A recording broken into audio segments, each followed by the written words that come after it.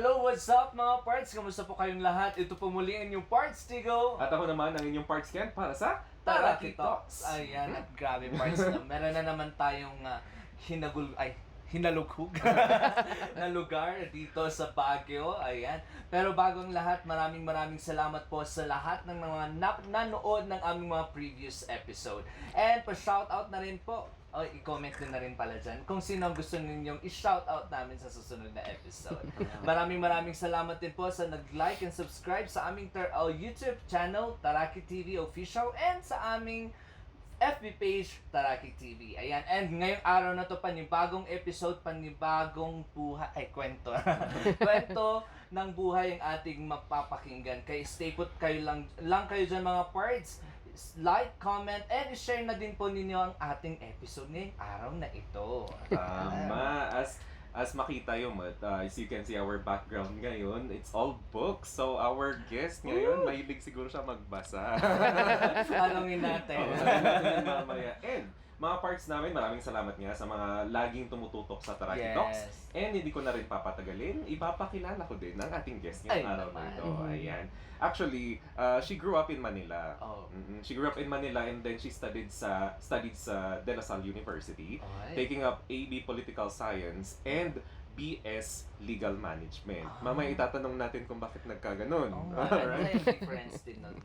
And then after that, nagpunta na siya sa law school dun sa Atty de Manila University and then moved to Baguio for private practice. Dito na sa Baguio. At dito na rin sila nagkakilala ni... Maganda yun. And kwan din, yung advocacies ni Ma'am is yung CISV, that's the Children's International Summer Village. Yan. Volunteer siya up to now. Alright, so almost magto 20 years na actually. And then, naging head din siya, chapter, Baguio chapter, and then president sa Philippines, and then regional risk manager in Asia Pacific noong 2014 to 2017. And then, after that, 2017 to 2020, that's the highest position already. According to Ma'am, yung governing board na merong 9 members, and she is the only Asian. Wow. Yes. So, ayan po. And then, she loves traveling as well. Mamaya, tatanong natin yung 8 and then 7. Ano yun? 8 and 7. Alright. So, mga parts namin and mga kataraki namin, let us all welcome our manang Maaring Cecilia Makalintal-Cabato. Hello po! Hello, Pards and Mars. Magandang umaga ba o hapon ang show nyo? Magandang araw sa inyong lahat. Binanggit nila, ako si Attorney Mags Cabato. I live and practice my profession in Baguio City. I've been a lawyer for 20 years. I've been living in Baguio City for the past 22 years siguro. 22 years and as mentioned, I studied in Manila. I grew up there. Pero nagkataon lang na nakilala kong mapapangasawa, taga Baguio. So, yun ang kasunduan namin. Nung nagpakasal kami, tinapos ko lang yung pag-aaral ko sa Batas, sa Ateneo. Tapos nung natapos ako, lumipat kami dito. And actually, I did my self-review for the bar in Baguio. I didn't enroll anymore for the bar review classes because I had small children at that time and I wanted to review on my own at my own pace. So I remember na every day when I was reviewing for the bar many years ago, palipat-lipat kami ng venue nung kaibigan ko dito sa Baguio. Ay, what? Na-round na ninyo, no? Minsan nasa ilalim kami ng puno sa John Hay, minsan nandun kami sa public library dito sa Burnham, kung saan namin mapusuan mag-review. And then just in time for the bar, I went down to take it. So I've been in private practice, as I said, for 20 years. I joined the law firm of my father-in-law, the late Judge Fernando Cabato. And right now, I'm the managing partner of our law firm. May gusto nga matanong kanina kasi syempre, they walk around Baguio, no? For review. Yes. Kaya kamusta kaya yung changes nung time na yun sa ngayon? Meron pa ba yung mga spots na pinupuntahan ninyo? Well, I remember lang, nung nagre-review kami noon sa Baguio City Public Library, ang lunch break namin palagi noon, I don't know if you would remember, is tatawid kami sa Cholos. Kasi masarap yung Yes. masarap yung sisig doon. Pero syempre iba na yung restaurants doon ngayon. Minsan naman nung nandun kami sa Johnny, mag-uupo kami sa picnic tables. Parang upo lang kami. Pero ngayon hindi ka na makaupo na walang naniningil. So, yun yung ano. So kung saan namin maisipan mag-review to change. The important thing for me then when I was reviewing for the bar is that I wanted to treat it like work. I have to leave at 8 and at 4 or 5 I'll end my review and come back home because as I said, I had 2 small children. And then sa gabi, walang bukasan ng libro doon. Wala ring bukasan ng libro pag weekend. Focus na sa Focus family. naman na sa pamilya. Oo. Ayan. And I am also interested kasi nabanggit ni Atty. Kanina about yung sa AB Political Science. At the same time, BS Legal Management. So that's 4 years? Yes. You took that too? It's a double degree program in LaSalle then. Kasi if you know, De La Salle University is a trimestral university. Yeah. Sister ng UC? Sister school ba? Or No, actually, it's the first university in the Philippines that did trimester. So ngayon, recently lang naman ng UC. yes. So when you go to LaSalle for college, you usually finish your AB or Bachelor of Arts for 3 years. Kaso lang, ang bata mo pa nun, diba? So parang ang hirap din maghanap ng trabaho when you're so young. So nung nag-apply ako, I thought that it would be good to finish with 2 degrees in 4 years. So instead of graduating very early after 3 years, if you take it's called LIACOM, Liberal Arts and Commerce. So LIACOM, you finish 2 degrees in 4 years. Tapos ang parang bragging right namin noon, when you march for your graduation, you have 2 colors. Kasi di ba when you graduate, you only have one color. Tapos, one thing I didn't mention to you is that right after I graduated from college, I taught in De La Salle University in the Department of Political Science for, I think, a year and a half. I had to stop because I was already in law school and medyo mahirap. Mahirap pagsabayin. But it was also a fun experience to be able to teach in the university. Yeah. Ano pala? May difference ba kapag political science and legal management? Well, oo. Kasi ang political science is a Bachelor of Arts degree. So, that one has a thesis program. Ang legal management naman is a commerce degree. So, ang ibig sabihin, may accounting subjects din ako. So kahit parang graduate ako ng business management, pero legal management siya. So nung panahon na yon when I was, wag na natin banggitin kung kailan. Nung panahon na yon when I was in college, I think legal management was offered in very few universities, in LaSalle, Ateneo, or UP, not in a lot of universities. But now, marami na ring universities nag-o-offer nun. Yeah. How was the naman, attorney? Kung paano kayo nag-decide to go sa law school naman? Or was it before pa kayo nag-take ng AB Political Science, you dreamt of becoming a lawyer na? I dreamt of becoming a lawyer when I was a child pa because my father is a judge. So that is what I grew up with. And I was also a reader and also very active in student organization. So my inclination really was parang advocacies, fighting for people, fighting for marginalized. So but also because I'm a wide reader, I read when I was young a lot of legal novels. And yun yung isang nag-inspire sa akin. And of course, my father. And my father also, our family, the Makalintal, is a family also of lawyers. So I have a brother who's also a lawyer. And a lot in my family are lawyers. So, kaya usually kasi, if ang LIACOM in LaSalle, marami siyang combination. You can take psychology accounting, psychology business management. So, iba-iba yung combination niya. So, yung combination ko nga, political science and legal management, yung mga ganong combination, medyo alam na nila na Law yun. Oo, law. Very Nagpe-prepare interesting. ito, No? Alam na nila, parang obvious na. Oo. Pero for like attorney na wide reader siya ever since, kat siguro it would not be difficult already for her na sa law school. Oo. Ayan. So what are the essentials, attorney, para you can enroll sa law school? Ano kaya ang essentials ng isang estudyante? Una, parang a lot of lawyers when they are new students, a lot of them are idealists talaga.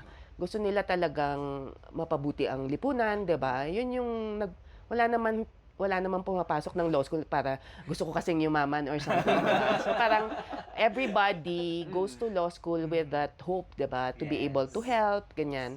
So a lot of my classmates are, yun nga, they're usually student leaders, student journalists, people who yung pagbabasa or paghilig pagbabasa, siguro ang edge ko lang doon, mas mabilis ako magbasa sa iba.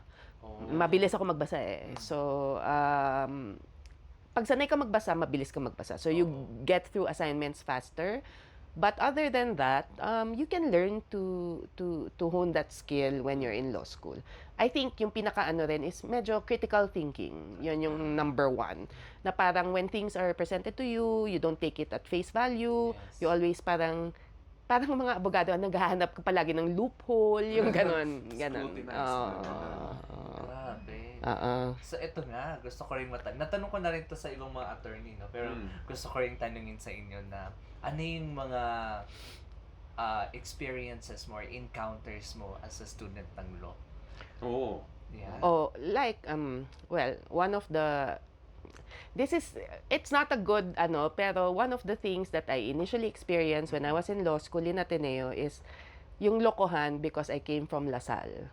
So, di ba, the rivalry between Ateneo and LaSalle is very, passionate yan. So, pag tinawag na, where did you graduate? Sir, I graduated from the LaSalle University. You've found the light, sasabihin ng professor. So, yan, alaskahan. So, in law school, ganun din. In a way, we also gravitated towards one another. So, the LaSallites would go with the LaSallites and the Ateneans would go with the Ateneans. Pero, syempre, that's in the beginning. In the end, you are one batch, so okay naman. Kasi in Ateneo, when we graduated, we start with about 120 students, but we graduate mga 70. So ganyan. So, kilala mo talaga lahat. Kilala mo talaga lahat. So, and also, when I moved here, during my first few years here, I also taught at SLU College of Law. Very briefly, but I think 2 years I taught there. Pero that's surprising, 17 out of 120. Hindi naman 17, 70. Ay, sorry. Sobra naman yun. Kumbaga, we started with 4 sections, but we end with 2 sections all the time. Okay. Gulat yung reaction. Ano naman ang Eto nga, syempre as a student as well, meron tayong tinatawag na challenging na subject. Syempre para malaman din ng mga iba na, ito pagkahandaan ko tong part na to pag mag-enroll ako ng law. So ano yung pinaka-challenging ba na subject or tama ba? Subject ang term ko doon sa law school. For me, iba-iba yan for everyone. Because I'm not very good at math. Syempre, taxation is always a challenge.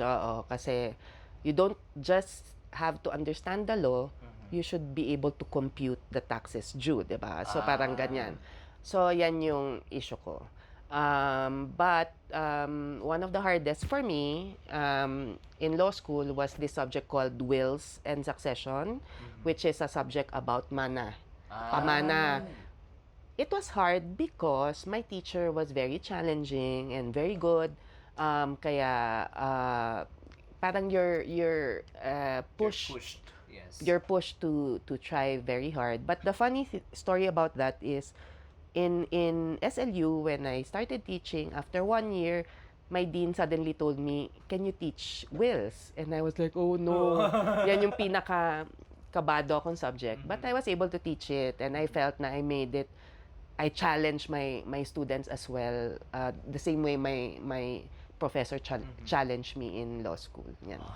So, meron ba rin yung instances na nakatayo ka ng buong klase, madam? Oo. Ay, Oo. grabe. Talagang totoo Oo, yun? totoo yun. Totoo yun. And talagang ang law school talaga is not for the faint of heart, 'di ba? Dapat malakas ang loob mo and hindi ka pwedeng hindi handa. Dapat handa ka palagi. So, more than reading, it's about discipline. Kaya I think everybody who becomes a lawyer, nandun na kaagad yung discipline and patience ng tao. And maybe confidence din. Oo, of course. Oo, kasi syempre talagang kakainin ka ng professor mo kung paano-ano ka, 'di ba? Dapat you're also very assertive. Yung kwan din ba, attorney, sa first case na na-handle mo, would it be related din sa wills or hindi naman? Hindi naman. Oo, hindi naman. I remember na parang my very first case, always when you're a practitioner and it's your first year, first 2 years, ganyan, we always over-prepare. And up to a certain ilang taon na parang ano pa rin, kabado ka pa rin. Because I don't think anybody talaga naman has 100% confidence na mananalo ko, 'di ba? And actually that kind of nervousness, I think, keeps you on your toes to always be excellent. So, okay lang 'yun. Hindi naman 'yun masama. Oo. Oh, 'di ba? May adrenaline doon. Totoo. Ayun naman, parts. Pero part nga nun kasi, meron din na-involvean si Ma'am Mags na volunteer. CISV. Yes. Children's International Summer Village. Paano po kayo napunta doon? May kumuyo pa sa inyo? So, no, okay. CISV is an organization that my husband, Joseph, has been involved with Hi, Sir John. from that time he was 16. So, when he was 16, he was sent to Sweden. Yes. So, when he became an adult, he became an adult leader, etc. So, when we moved here, and syempre, I'm not from here, wala naman ako masyadong mga kaibigan, di ba? So, parang, and the chapter, Baguio chapter was reorganizing. My husband asked me, why don't you apply to be an adult leader? Tapos I asked, what does that mean? You have to bring 4 kids to a different country and introduce your country, ganyan. So, I applied to be a leader, and I was sent to India, actually. I was sent to India, and I brought 4 kids. And these kids now are professionals because it was how many years ago? Hello. Hi. So I brought 4 kids to India, and we spent our village. It's called a village, no? So 4 kids, 2 boys and 2 girls, 11 years old, from the Philippines, plus 1 adult leader. You go to a village, and there are delegations like that from 11 different countries. And then you share your culture with them, and there's national nights. You serve adobo.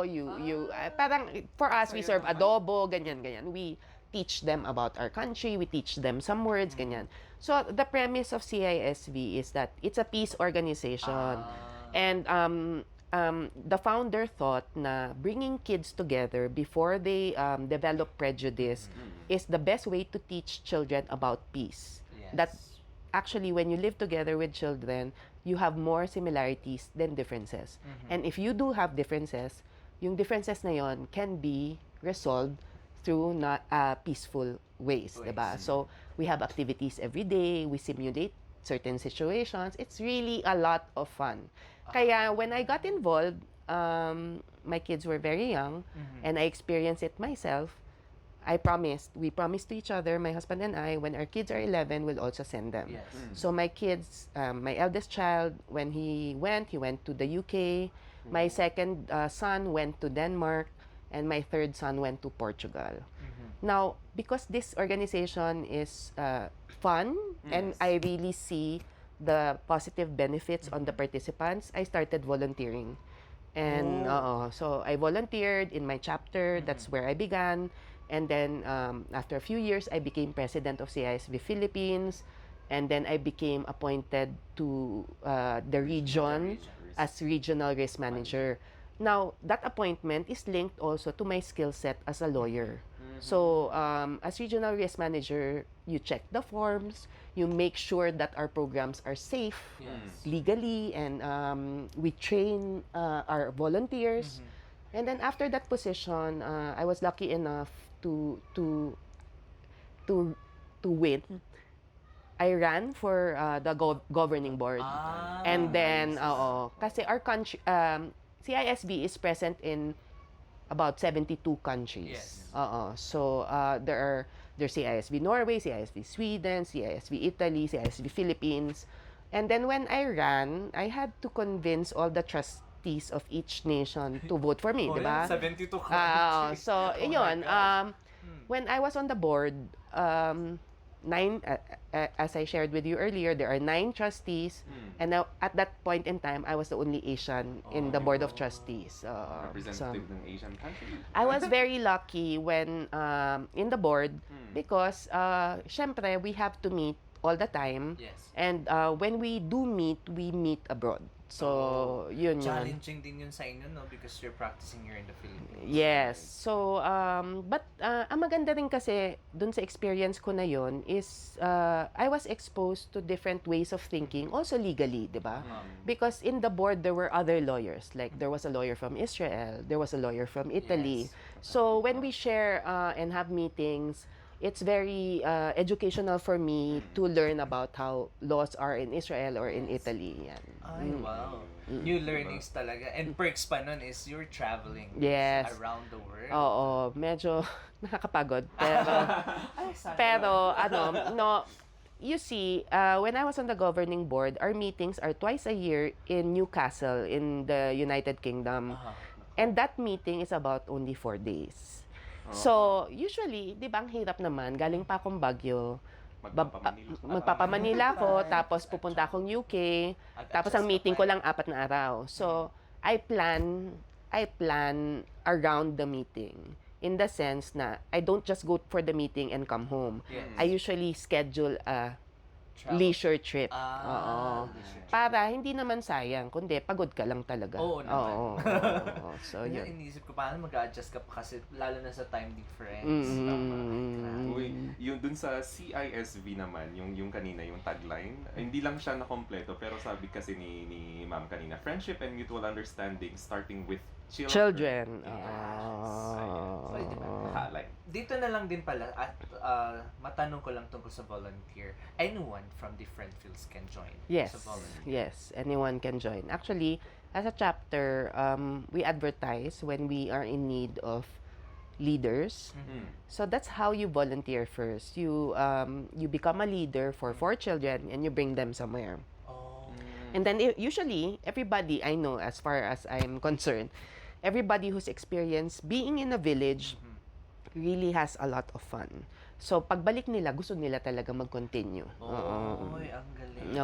At saka sigurado din naman yung mga 4 children na yun as they grow up. Sila naman ang sumusunod.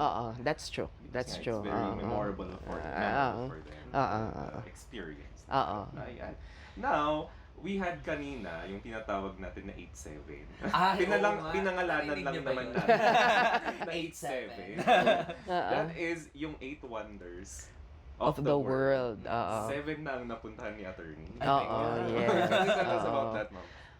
Okay, I didn't seek to be able to go to the 8 wonders of the world. Pero parang after so many years of volunteering for CISV and scheduling those side trips after a meeting, I found myself in 2019 to have gone to 7. So, I was fortunate enough to be sent by the board to a regional meeting of the Americas region to Colombia. And Colombia is so far. It's South America. You have to go through the states before you get to Colombia. And I'm not gonna go home after that, diba? So what happened was, I said to my husband, I said, since I'm there na, can I also go to Peru? So I went to Peru because I wanted to see Machu Picchu. I went as a solo female traveler to Peru. I was by myself. Grabe, you're so brave. Tapos, this was after my meeting in Bogota. Tapos, I saw the Machu Picchu, diba? And then, Yung isa namang medyo malaki rin nung 2019, I think that was in March when I went to Peru. In November of the same year, because our eldest son graduated from university, he also went to Ateneo. My wish talaga for my kids is to bring them somewhere after they graduate. Yes. And my son, who's very into history and religion, I asked him, where do you want to go for your graduation gift? And he was the one who selected Holy Land. Oh. So we went. Yes. Me, my husband, my eldest child, and my mom actually. And November yan of 2019, napuntahan ko naman yung Jordan. That's not related na to CISV. Yes. But nung 2019, I was able to go to two of the more difficult ones, which Yes. is Machu Picchu and Jordan. Ang hirap talaga. Oo. So, ang hindi ko na lang napupuntahan is the wonder of the world in Mexico. Ay, ano yun? It's called Chichen Itza. It's on my radar. Sabi ko sa asawa ko, we have to see it before I turn 50 sana. Ay, wow. Gift. Oo, parang gift naman namin na. Parang it's so nice naman din talaga nun to put it into a goal nga you have something naman in return after all those Years, trials, oo. May naalala tuloy ako na kailangan goal-oriented ka. Oo. Nabanggit sa atin. No? Yes. Di ba? Okay. And you give a prize for your staff. Oo, dapat merong prize for good work done, 'di ba? So you see mga parts natin, mga tarakis natin, the experiences of attorney talaga naman from being a mom, from being a lawyer, and then sa volunteers, sa advocacies niya in CISV, we can also see na talaga naman passionate siya sa mga bagay na ito. Oo, yes, very much so. Oo. Ano na lang din po yung ma-share ninyo sa mga viewers natin as advice or life lessons na din at the same time? I'm gonna say lang na parang no, there was a time I was called to speak to be a keynote speaker at a youth conference, and my topic was, I don't know if everybody's familiar with the word ikigai. It's a Japanese term. Your reason for being, parang ganon. So, yung reason mo raw for being should be a combination of 4 things. What do you love? What does the world need? What pays you well? And what do you do well? So, for instance, ako, as a lawyer, of course, I love it and I do it well. Yes. But let's say it doesn't pay me well. So I won't find my reason for being, 'di ba? It must be a confluence of all these 4 things. And sometimes you don't find it in one. So I find that my ikigai comes from 3 different things, no? One is my family, one is my job, and one is my volunteer work.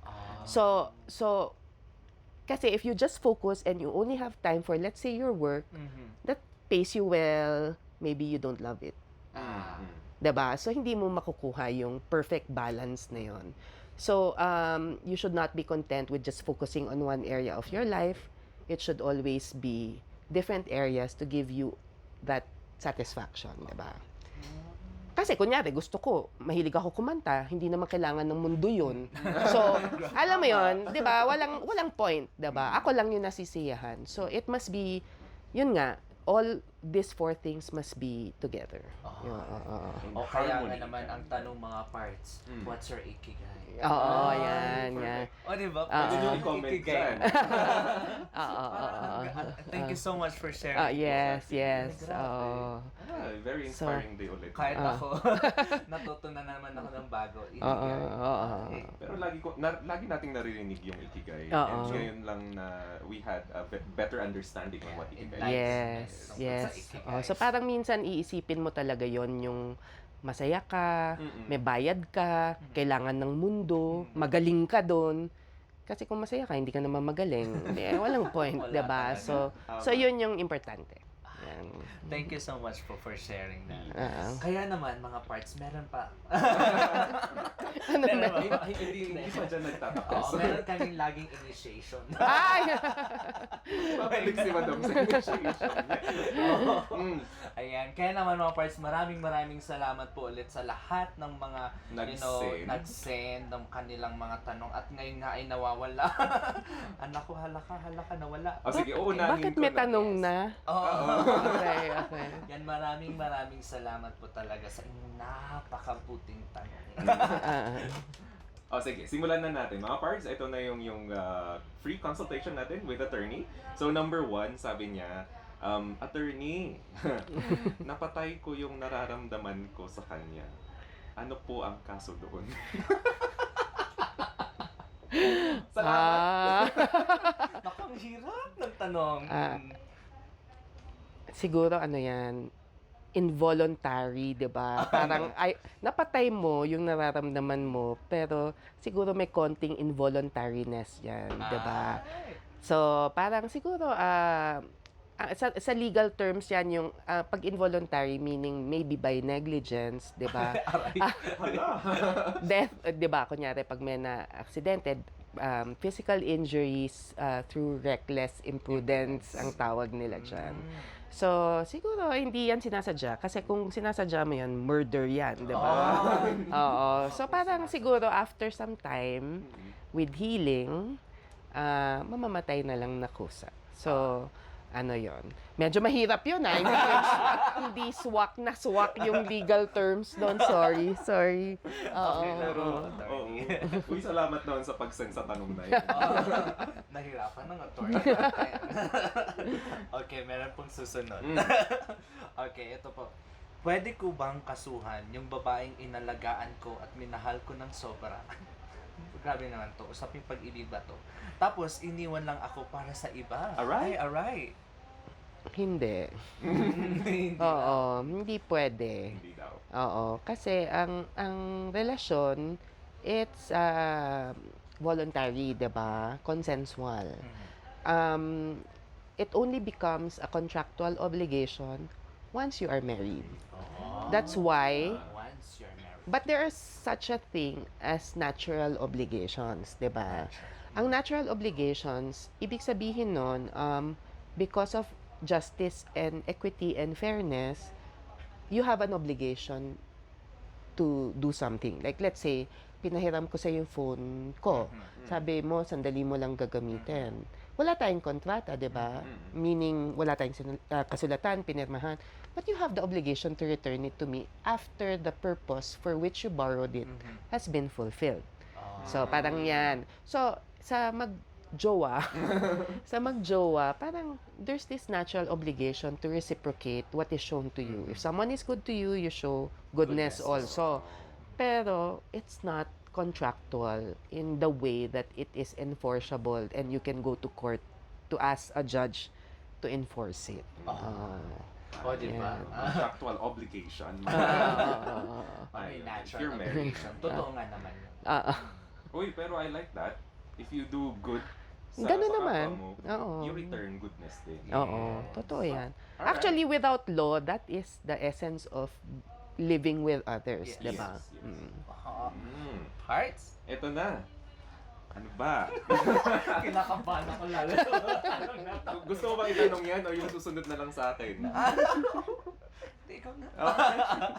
Ito na. Na lang kami bigla. Sa attorney, ano po pwedeng ikaso sa nagpakilig sa'yo tapos di naman niya itutuloy na? Wala. Wala din. Wala. Saka, actually, you will find as a lawyer that the last thing that you recommend is to actually file suit. Why? Because our legal system is too slow, the dockets are too congested. So, lahat, I would say pa nga if you are a lawyer who avoids litigation or is able to avoid litigation, mas okay pa yun kesa yung palagi kang nagdedemanda.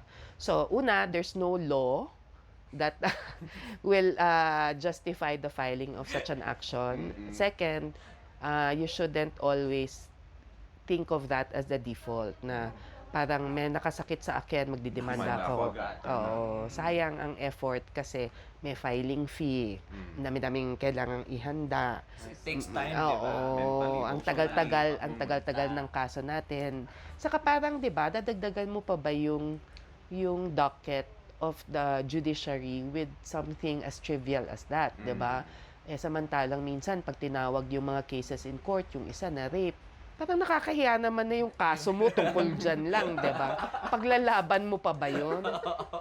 'Di ba? Parang sa akin dyan, move on na lang. Kasi yung mga iniisip mo na wow, shit, nasaktan ako.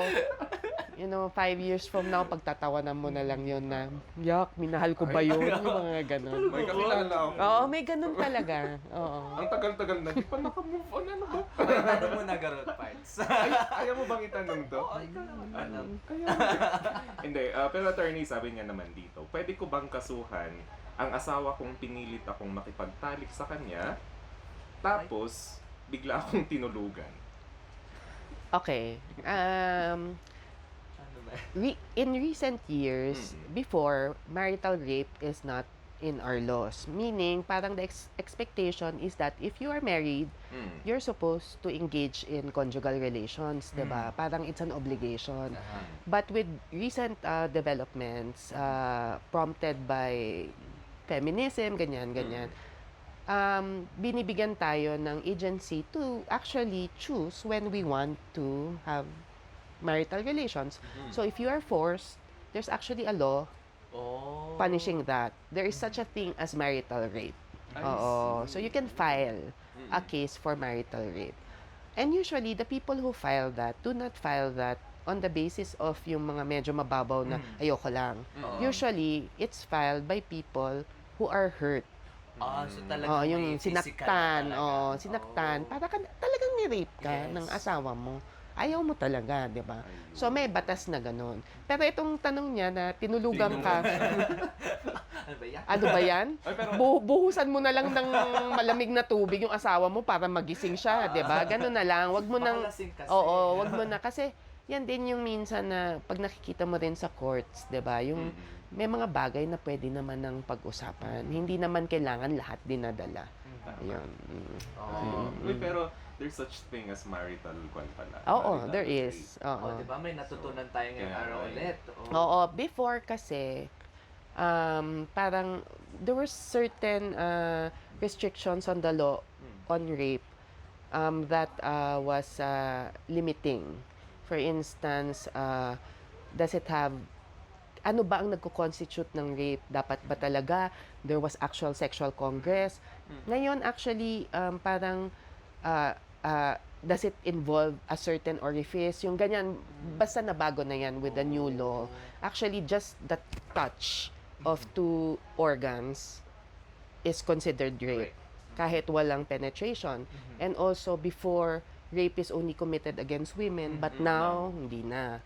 So, meron ng developments with law because society called for a change in rape law, which included marital rape. O, diba? At kung gusto niyo pa matutunan yun, ako mag-aral na kayo sa subject.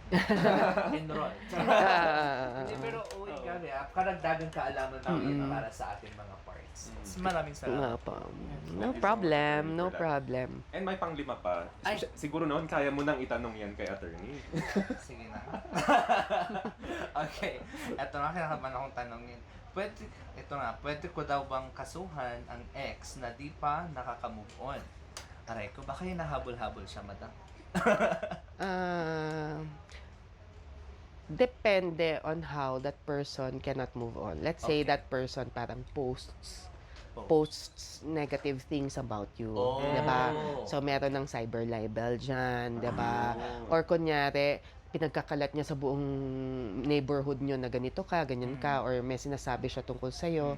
Merong kaso 'yon. Pero hindi yung case na hindi nakaka-move on, hindi yun yung case mo. Parang if that person does things that bother you, Or disturbing na talaga. pwede ka mag-file ng case doon for damages or even for other things. Yung cyber libel, case waiving. Di ba maraming ganun, yung parang kung anong magko-comment sa'yo, sasabihin na ganito ka or something, that's cyber libel, diba? So, pwede kang filean. Ayan, may natutunan na naman tayo mga parts. Karagdagan na naman yun. Uy, maraming salamat naman sa mga nagtanong at meron tayong hugot na nakaakibat na law naman dyan. Okay. At dahil doon, marami tayong bagong na enlightenment. Alright, maraming salamat po sa pagsagot sa aming mga questions. Meron pa! Marami pa. Susulutin tuloy. Hindi na nilupin na kailangan magpahaliwanag dito. Okay. Susulitin na po namin. Okay, eto na po. Fast talk. Ready? Ready? Yes. Ako na ang mauna. Go. What is the weirdest thing you find attractive in a person? Toenails. Toenails. Alright, next one. What do you think is the most unpleasant sounding word? Oh God. Shota. Okay, hindi na natin yung walang explanation. Ang pangit eh. Shota. Ay, sorry po. Pero hindi na siya ginagamit ngayon. Masyado, wala. diba? Jowa na ngayon, diba? Opo. Okay. What's something weird that you recommend everyone tries at least once? Okay, manood ng TikTok ng mga nagtatanggal ng blackheads. Oh my gosh. Alam mo, nakaka-relax yun. Yun na nga. Di ba therapeutic? Hindi mo kailangang sundan yung kwento. Simple lang siya. Tingnan mo lang na natatagal. Nagkukan na.